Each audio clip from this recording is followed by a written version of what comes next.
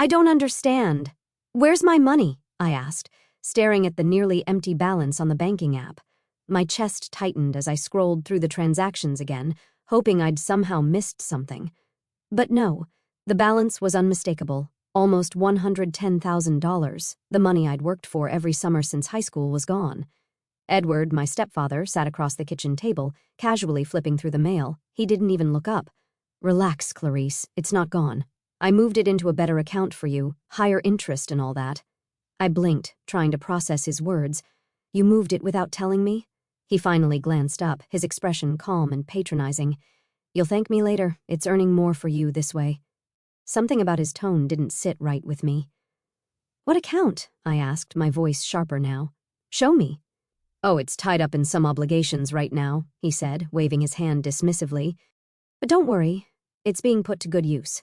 My name is Clarice, and I've been saving for my future since I was 16. I worked every summer, sometimes 2 jobs, juggling shifts at the coffee shop in the mornings and the ice cream stand in the evenings. I'd skipped vacations with friends, passed on new clothes, and ate more ramen than I'd like to admit, all to build my savings. That money was supposed to be my ticket to independence. I didn't know yet if I'd use it for tuition, a down payment on a place of my own, or maybe even a trip to Europe one day. All I knew was that it was mine, and I'd earned every cent of it. Edward and my mom, Margaret, had always been dismissive of my efforts, brushing off my plans with comments like, "You're young. You have time to figure it out." But I'd never thought they'd outright take from me, until now. The full truth came out later that evening after hours of pestering Edward. I finally cornered Margaret in the living room. "Where's my money, Mom?" I demanded, my voice trembling with frustration. Edward said he moved it into some account, but he won't tell me where. She hesitated, glancing toward the kitchen where Edward was fixing himself a drink. "Look, Clarice," she began, her voice soft but firm, "it's not as bad as you think." "That's not an answer," I snapped. "What did you do with it?" Her face tightened, and I knew immediately that whatever she was about to say would make my blood boil. "We used it to pay for Emily's tuition," she admitted. "Emily?" I repeated, stunned. "Your stepdaughter? You used my money to pay for her college?" "She needed it, Clarice," Margaret said defensively. Her financial aid didn't come through, and she was at risk of losing her spot. What were we supposed to do, let her drop out? "Yes," I yelled, unable to hold back. "She's not my responsibility. That money was for me. How could you think this was okay?" Edward appeared in the doorway, holding his drink like it was a prop in some smug performance. "You're young," he said, echoing Margaret's favorite excuse. "You can always earn it back." Emily didn't have that kind of time. The room spun as their words sank in. Every sleepless night, every blistered hand from double shifts, every penny I'd pinched, it had all been for nothing. They'd taken what was mine and used it to bail out Emily, who, as far as I could tell, had never worked a day in her life. "I want it back," I said, my voice cold and steady. "Every cent." Edward snorted, taking a sip of his drink. "You're being dramatic, Clarice. It's already spent. What do you expect us to do, pull it out of thin air? I don't care how you do it," I shot back. "Figure it out."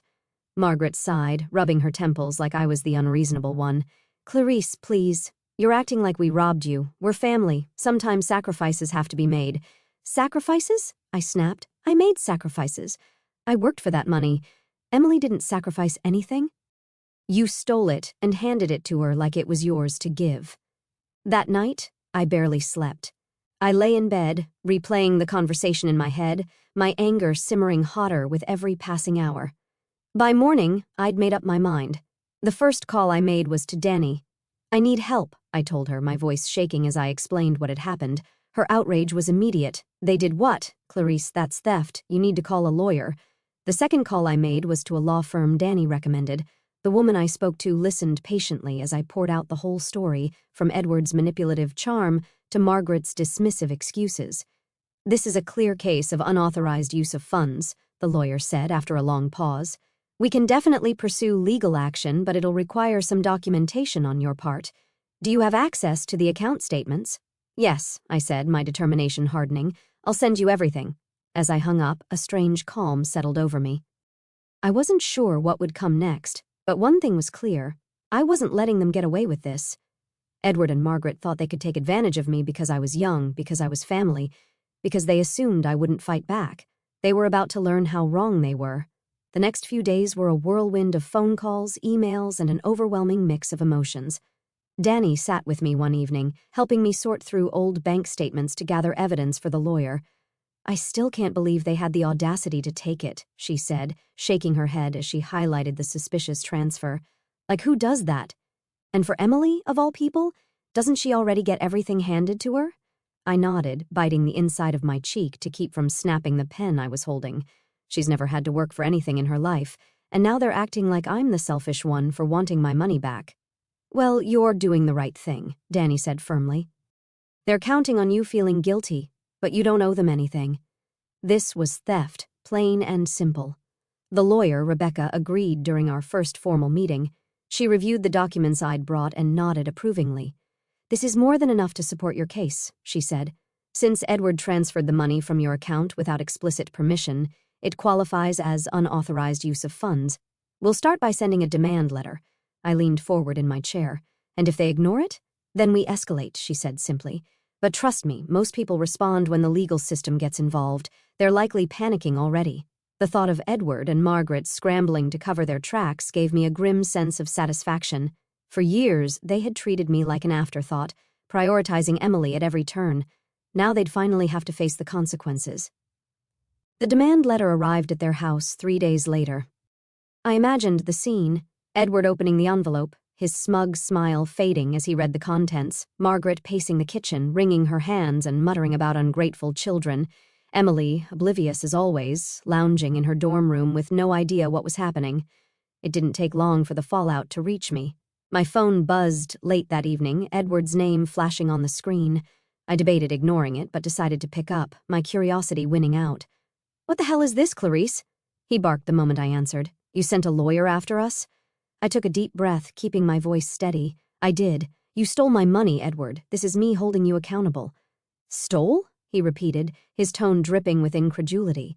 "We're family. It was a loan." "No, it wasn't," I said sharply. "You didn't ask me. You didn't even tell me. You just took it." Margaret's voice cut in from the background. "Clarice, you're being ridiculous. We did this for Emily. She needed help, and I didn't?" I shot back. "Do you have any idea how hard I worked for that money? How much I gave up to save it?" "You had no right," Edward scoffed. "You're young. You can earn it back. This is a waste of everyone's time." "I guess we'll let the courts decide that," I said before hanging up. Their defiance only fueled my resolve. Rebecca filed the formal complaint the next day, citing unauthorized use of funds and breach of trust. "This should get their attention," she said as she emailed me the court documents. "If they refuse to repay the full amount, we'll move forward with legal proceedings."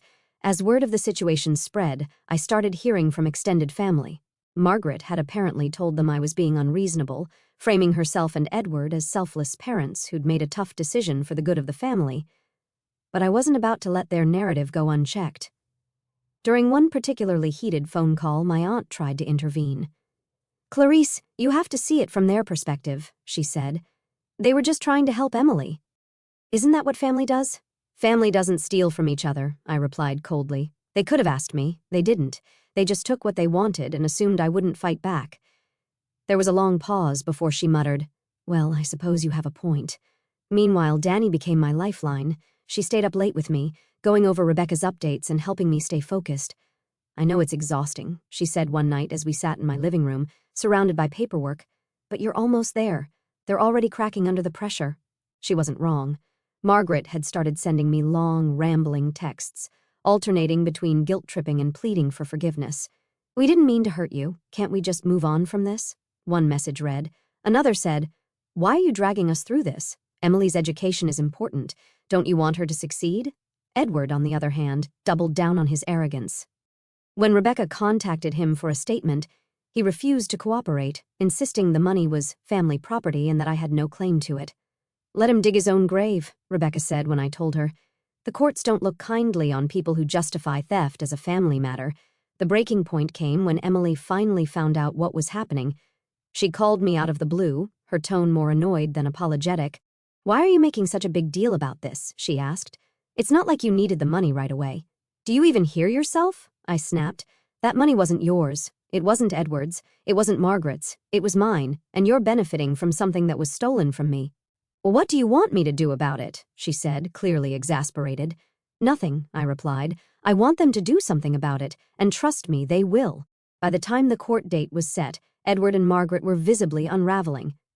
Rebecca had built a strong case, and with the mounting pressure of legal fees and the looming possibility of a formal judgment, they finally reached out to discuss a settlement.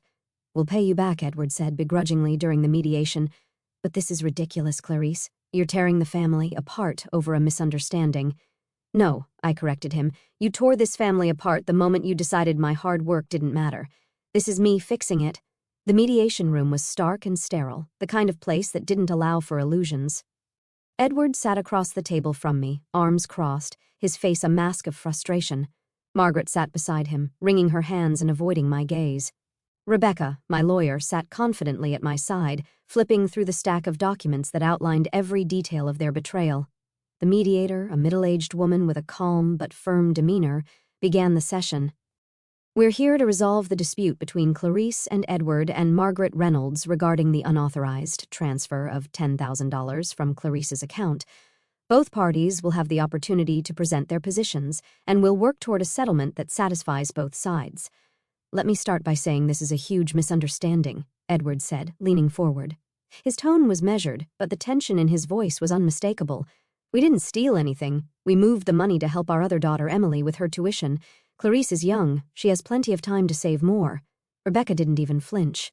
"You transferred $10,000 out of her account without her permission," she said, her voice cutting through his excuses. "That's not a misunderstanding. That's theft." Edward smirked, but it didn't reach his eyes. "It's family money. We're all part of the same household. I didn't think we needed to ask for permission." "You didn't think you needed to ask?" Rebecca repeated, her tone incredulous.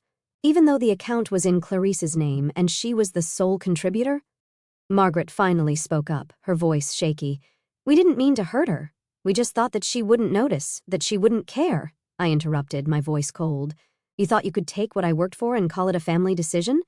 That's not how this works." The mediator raised a hand to stop the back and forth. "Let's focus on the facts," she said, her tone firm. "Clarice, your position is that the $10,000 was yours, earned through your work, and transferred without your consent. Is that correct?" "Yes," I said, holding my gaze steady. "It was my money, saved over years of working multiple jobs. I didn't agree to any of this." "And Edward," the mediator continued, "you claim the transfer was made in good faith with the intention of helping your other daughter?" "That's right," he said, his voice sharp. "It wasn't malicious. We were just trying to help Emily." "Then why didn't you ask me first?" I shot back. "Why did you lie and say it was going into a higher interest account?" Edward opened his mouth, but no words came out. For the first time, he looked genuinely cornered. Rebecca took over, sliding a document across the table. "This is the transaction record showing the unauthorized transfer. It clearly states that Edward accessed the account without notifying Clarice. Additionally, we have screenshots of text messages where he admits to using the money for Emily's tuition. There's no ambiguity here." Margaret gasped as the mediator examined the evidence. Edward's jaw tightened, his bravado fading. "We didn't think it would be such a big deal," he muttered, almost to himself. "It's a big deal," I said, my voice steady but firm. "You didn't just take money. You took my trust, and now you're trying to justify it instead of owning up to what you did." The mediator set down the document and folded her hands. "Edward, Margaret, based on the evidence presented, it's clear that the funds were transferred without Clarice's consent. While I understand your intentions, your actions violated her financial autonomy. The recommendation is for full repayment, along with any associated legal fees incurred by Clarice." Margaret gasped softly, but Edward didn't move, his face a mask of controlled fury. "How are we supposed to come up with that kind of money?" he asked, his voice tight. "That's not my problem," I said coldly. "Figure it out, just like I had to figure out how to save in the first place." After a tense silence, the mediator spoke again. "If you agree to the repayment, we can settle this here today. Otherwise, Clarice has the option to pursue a civil lawsuit, which could result in further financial penalties." Edward exhaled sharply, glaring at me like I was the one who had wronged him. "Fine," he said through gritted teeth. "We'll pay her back." The mediator nodded, sliding a settlement agreement across the table. "Please review and sign." As they scrawled their signatures, Margaret looked up at me, her eyes filled with something between anger and sadness. "We didn't mean for it to come to this," she said quietly. "It didn't have to," I replied, meeting her gaze. You made the choice to take what wasn't yours. I'm just making sure you face the consequences." Walking out of that room, I felt a mix of emotions: relief, vindication, and a lingering sadness for what could never be repaired. Rebecca placed a reassuring hand on my shoulder as we headed to the elevator. "You handled that perfectly," she said. "They're lucky you didn't push for more." "They'll pay for what they did," I said. That's all I wanted. But deep down I knew it was about more than the money. It was about proving to myself that I wouldn't let anyone, not even my own family, treat me like I didn't matter. The check arrived in my account 2 weeks later, the first of several payments outlined in the settlement agreement. It wasn't the full $10,000 yet, but seeing even a fraction of my money returned felt like a victory. For the first time in weeks, I breathed a little easier. It wasn't just about the money, it was about knowing I had taken a stand. Margaret called the day after the transfer, her voice softer this time, almost apologetic. "Clarice," she began, hesitating, "we've started making the payments. I hope this means we can start moving on." I didn't respond immediately, choosing my words carefully. "Moving on isn't just about paying me back," I said. "It's about understanding what you did and why it was wrong." "We didn't mean to hurt you," she said quickly. "We were just trying to help Emily." "You keep saying that," I replied, my tone even, "but you didn't ask. You didn't even think about how it would affect me. That's what hurts the most." She sighed heavily, and for a moment I thought she might finally take responsibility. But then she said, "You're young, Clarice. You have your whole life ahead of you to rebuild. Can't we just put this behind us?" I clenched my jaw, feeling the familiar frustration bubbling up. "This isn't about being young or old, Mom. It's about respect. And if you can't understand that, maybe we're not ready to move on." Her silence spoke volumes. Danny came over that evening with a bottle of wine to celebrate the first payment. "To holding people accountable," she said, raising her glass with a grin. "To never letting anyone take advantage of me again," I replied, clinking my glass against hers. As we talked, I realized just how much this experience had changed me. For years, I'd let Margaret and Edward's dismissive attitudes chip away at my confidence, convincing myself that standing up to them wasn't worth the fight. But now I knew better. Setting boundaries didn't make me selfish, it made me strong. A few weeks later, I got a message from Emily. It was brief and awkward, a half-hearted apology for her role in everything. "I didn't know they were using your money. I'm sorry if I benefited from it," she wrote. I didn't bother replying. Whether she knew or not didn't change the fact that she had been complicit in a system that put her needs above mine. Forgiveness might come eventually, but not yet. Edward predictably stayed silent. He made the payments on time but didn't reach out, his pride likely keeping him from acknowledging the situation any further. That was fine by me. I wasn't interested in mending fences with someone who saw me as little more than a resource to exploit. As the payments continued to roll in, I started to feel like I could breathe again. I adjusted my budget, reopened my savings account, and set new goals for the future. The betrayal still stung, but it no longer consumed me. Instead, it fueled me, reminding me of my own resilience and the importance of protecting what I'd worked so hard to build. The money would eventually add up, but the sense of empowerment I'd gained from standing up for myself was priceless. Months later, as the final payment hit my account, I stared at the total balance with a mixture of pride and relief. My savings were whole again, not just the money I'd worked so hard for, but the validation that came with reclaiming what was rightfully mine. It felt like a new chapter, one where I finally had control over my future. I treated myself to a quiet celebration that evening. No big parties, no extravagant purchases, just a simple toast in the comfort of my apartment. I'd rebuilt what they had tried to take from me, and the lessons I'd learned in the process were worth even more than the money. Margaret called again shortly after the final payment, her tone measured, almost careful. "Clarice," she began, "I know we've had our differences, but I hope we can move forward now."